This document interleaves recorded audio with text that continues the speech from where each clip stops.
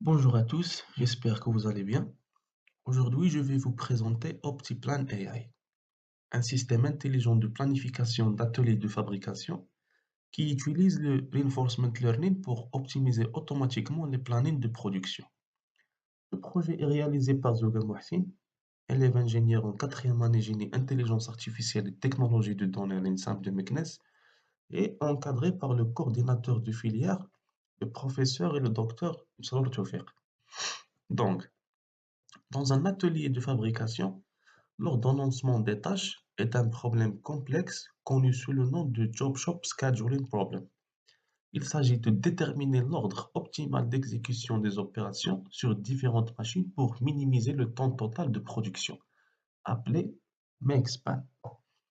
Donc, avant de parler des détails de ce problème, il faut premièrement répondre à la question suivante. Pourquoi le reinforcement learning? Ce problème qu'on déjà mentionné est un problème difficile, ce qui signifie qu'il n'existe pas d'algorithme efficace pour trouver la solution exacte, ou au moins une solution optimale pour des instances de grande taille dans un temps raisonnable. D'où vient le choix du reinforcement learning? Pour ceci, notre atelier dispose de 5 machines différentes, chacune ayant des capacités spécifiques. Une machine CNC, commande numérique par calculateur, une fraiseuse, un tour, une perceuse et une polisseuse. Notre système gère aussi 3 types de pièces différentes, chacune avec sa séquence d'opérations spécifiques, comme montré ici.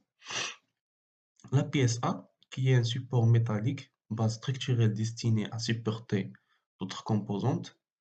Pièce P, qui est une axe cylindrique, pièce de révolution servant d'axe de rotation. Et la dernière pièce, qu'il s'agit d'une plaque percée avec multiples trous de fixation. La séquence et la durée de chaque opération sont montrées dans cette présentation-là. Donc, notez bien de préciser que les 5 machines et les 3 types de pièces, ainsi que leurs séquences d'opération et durée spécifiques, sont des données fictives, créées uniquement pour démontrer le fonctionnement du système. Cette configuration a été conçue comme un cas d'usage illustratif pour présenter les capacités du système de manière concrète, faciliter la compréhension du problème d'ordonnancement et enfin valider l'architecture et les algorithmes de reinforcement learning. La grande force d'OptiPlan AI réside dans sa généricité et son adaptabilité. N'importe quel nombre de pièces, n'importe quel nombre de types de pièces, n'importe quel nombre de machines, aussi n'importe quelle séquence d'opération et n'importe quelle durée. Donc, comment adapter ce système donc? Pour adapter OptiPlan AI à un atelier réel, il suffit de modifier le fichier de configuration des machines et des pièces et ajuster l'environnement avec les nouvelles contraintes. Donc, le système reste identique dans son fonctionnement, seules les données d'entrée changent. C'est cette architecture modulaire et générique qui fait la force du projet. Donc, pour résumer tout ceci, les données présentées sont fictives, mais la solution est prête pour un déploiement industriel réel avec des données de production authentiques. Pour illustrer tout ceci, illustrer ces pièces, les machines, l'atelier en général, j'ai développé un environnement gymnasium sur mesure, qui est l'élément central et le cœur de ce système, qui va nous modéliser le problème de Job Shop Scheduling comme un processus de décision de Markov. L'environnement fournit à l'agent une représentation complète de l'état actuel sous forme de dictionnaire avec 2 composantes. La première qui est une matrice de taille nombre de jobs total fois 7. C'est cette colonne contenant pour chaque job, s'il s'agit d'un job légal ou non, le temps restant sur l'opération actuelle, normalisé entre 0 et 1, le pourcentage de progression du job, le temps total restant pour terminer le job, le temps avant que la prochaine machine est disponible, le temps d'inactivité depuis la dernière opération et enfin le temps d'inactivité totale accumulé pour ce job. Aussi le deuxième composant qui est un vecteur booléen indiquant les actions légales. Donc, cette représentation donne à l'agent toutes, toutes les informations contextuelles nécessaires pour prendre les décisions optimales. Vous remarquez ici qu'il y a une boucle d'interaction entre l'environnement dont je viens de parler et le cerveau. Le cerveau, qu'il s'agit de trois agents de reinforcement learning. Le premier qui est le PPO, Proximal Policy Optimizer, un policier gradient avec contrainte de proximité, très stable grâce au clipping de la policy, excellente performance sur des problèmes d'ordonnancement et simple efficient. Le deuxième qui est l'ADC, Advantage Actor Critic, avec fonction d'avantage, qui est rapide à entraîner et une bonne exploration de l'espace d'action avec une faible variance. Le dernier et le troisième qui est le DQN, Deep Q Network, un Q-learning profond avec replay buffer, robuste et éprouvé, bonne avec des actions discrètes et utilise l'expérience passée efficacement. Donc, l'objectif de tout ceci est de minimiser le make span qui est le temps total nécessaire pour terminer l'ensemble des jobs et la minimisation de ce make span va nous servir à optimiser le flux de production, réduire les temps d'attente et améliorer l'enchaînement des opérations pour avoir enfin le planning final interprétable par l'atelier. Donc, pour ceci, j'ai conçu une solution basée sur les composantes suivantes. Une interface Streamlit pour l'entrée utilisateur et la visualisation, l'environnement Gymnasium déjà mentionné pour une simulation de l'atelier, et les trois agents de reinforcement learning qui va nous garantir de produire un planning optimisé et le visualiser. Au début du projet, mon intention était de créer un système complètement dynamique, où un modèle unique pourrait s'adapter à n'importe quelle configuration. Le système apprendrait en temps réel sur toutes les instances possibles et pour avoir une flexibilité maximale pour l'utilisateur et le développeur. Cette approche a donné des résultats catastrophiques, des performances médiocres, un temps de convergence excessif et une instabilité des modèles. La solution était d'adopter une stratégie hybride. J'ai développé une stratégie innovante qui combine le meilleur des deux mondes. Une stratégie dynamique pour l'utilisateur. Ce dernier va bénéficier d'une flexibilité totale, un saisie libre du nombre de pièces via l'interface Streamlit, aucune limitation sur les quantités et une interface intuitive et conviviale. Et un système statique pour les développeurs. Le système fonctionne de manière optimisée.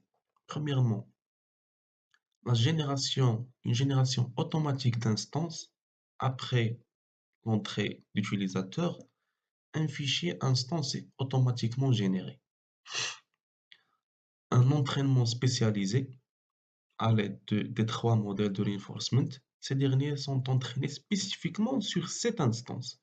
Chaque modèle se spécialise sur le problème exact à résoudre qui va nous garantir un apprentissage ciblé et efficace. La comparaison et la sélection. Ces trois algorithmes sont comparés.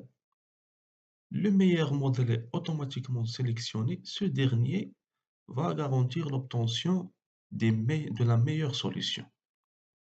Donc, cette approche a plusieurs avantages. une performance garantie. Un modèle spécialisé veut dire des résultats optimaux.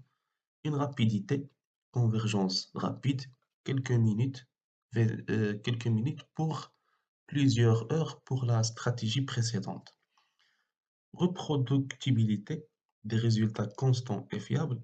Une flexibilité utilisateur, qu'il s'agit dans la liberté totale dans la saisie. Et une efficacité développeur, une architecture robuste et maintenable. Maintenant, passons aux métriques d'évaluation. Pour déterminer le meilleur modèle parmi les trois algorithmes, j'ai utilisé plusieurs métriques. Ces métriques sont complémentaires. Premièrement, le makespan, qui est le critère principal. Donc l'objectif est de minimiser cette valeur. Deuxièmement, la récompense moyenne, qui est le score cumulé obtenu pour l'agent pendant l'épisode, basé sur les pénalités de temps et les bonus d'efficacité. C'est un indicateur de la qualité globale des décisions. Plus la récompense est élevée, meilleure est la politique. Troisièmement, qui est le taux de réussite, qu'il s'agit d'un pourcentage d'épisodes terminés avec succès, qui va nous garantir que l'agent trouve toujours une solution valide. Quatrièmement, c'est le temps de calcul, qui est égal au temps d'entraînement plus la génération du planning, qui va nous garantir un équilibre entre le temps et la qualité. Et dernièrement, la stabilité, la variance des résultats sur plusieurs exécutions. Donc, le système compare automatiquement les trois algorithmes selon cette priorité. 60% pour le make-span, 20% pour la stabilité, 15% pour la récompense moyenne, 5% pour le temps de calcul. Le modèle avec le meilleur score composite est sélectionné et utilisé pour générer le planning final. Passons maintenant à l'importance des time steps. Le nombre de time steps est un hyperparamètre crucial qui détermine la qualité de l'apprentissage. Plus de time steps veut dire plus d'expérience, donc un meilleur apprentissage. Vous pouvez constater ici sur ces deux images que pour une même configuration utilisant 25 000 time steps, le make span obtenu était de 123 minutes. Par contre, que pour 100 000 time steps, le make span obtenu était de 122 minutes. Donc, une amélioration d'efficacité de 93,5% à 94,3%. Notez bien que ce n'est pas le même algorithme qui était le meilleur dans les deux cas. Pour la première, le A2C qui était le meilleur algorithme, et pour le deuxième, c'est le DQN qui était le meilleur.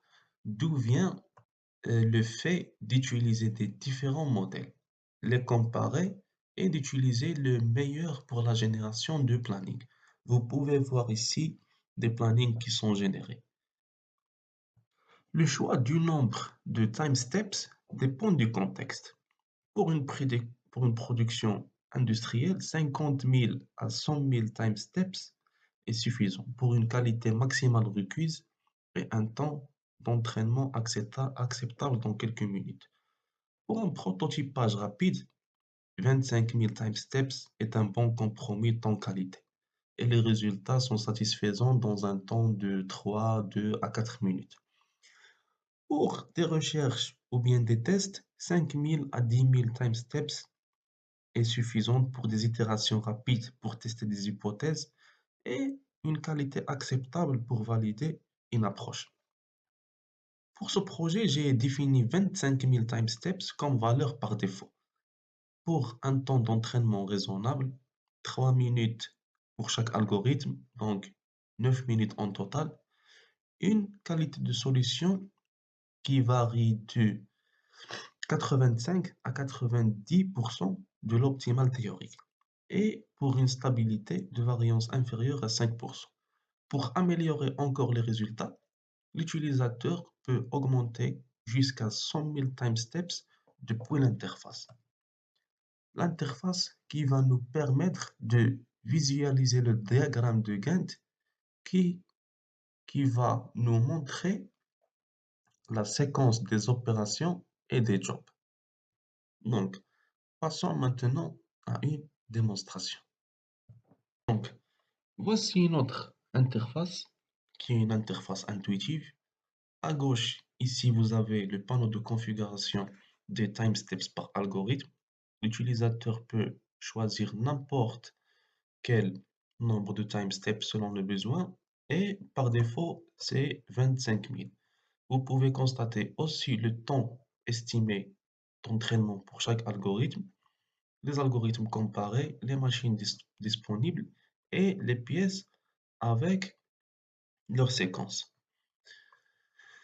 Une partie historique pour les plannings déjà générés avec possibilité de les consulter et les ouvrir et une partie guide de fonctionnement pour utiliser l'interface et des conseils pour le choix du nombre de timesteps selon le besoin. Donc, passons à une démonstration réelle. Donc, comme exemple, nous allons choisir pour le nombre de pièces A, par exemple 17, et 10 pour pièce P, et 7 pour pièce C. Donc, pour ne pas perdre beaucoup de temps, je vais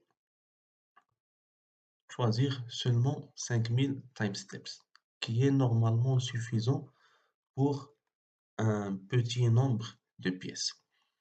Donc, le total des jobs, c'est 34, 17 pièces A, 10 pièces B et 7 pièces C. Lançons donc l'entraînement des trois agents.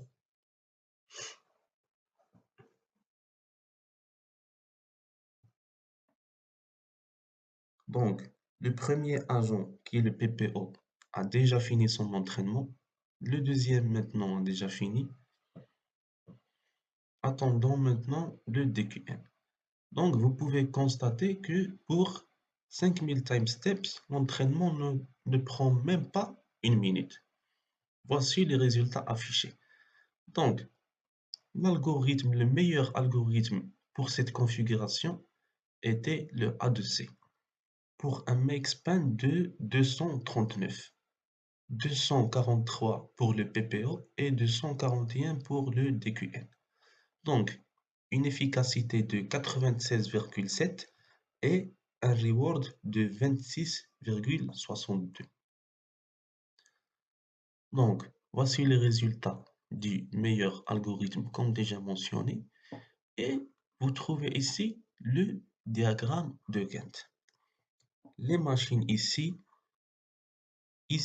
à gauche, il est mentionné le nombre des jobs et le type de pièces.